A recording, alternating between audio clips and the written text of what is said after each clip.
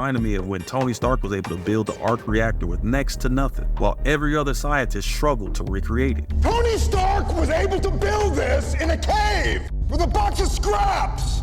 Well, I'm sorry. I'm not Tony Stark.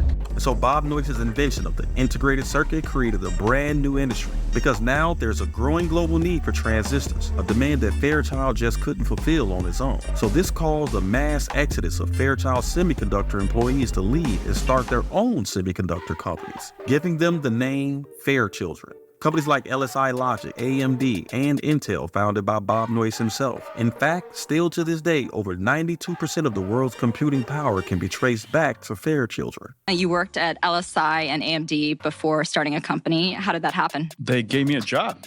But by the mid-1960s, demand for the integrated circuit skyrocketed from the US's space race with Russia, and from big businesses demanding their own custom-built computers. But up until this point, the concept of artificial intelligence was still just a science fiction dream. That is until 1966, when a computer scientist at MIT named Joseph Weizenbaum decided to change that by building the world's first chatbot named Eliza using IBM's 7094 computer.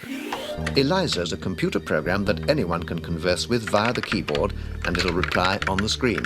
Directly inspired by Marvin Minsky's neural network from a decade earlier, Eliza simulated conversation by using pattern matching and substitution methodology that gave users the illusion of understanding. But it didn't matter, because several people who used Eliza still felt like they were really talking to a person. Well, my boyfriend made me come here. And so now the world was aware of the awe-inspiring power of artificial intelligence and the power of computers. And so in 1971, Intel landed a contract with a Japanese company named Busicom to build a series of integrated circuit transistors for Busicom's new advanced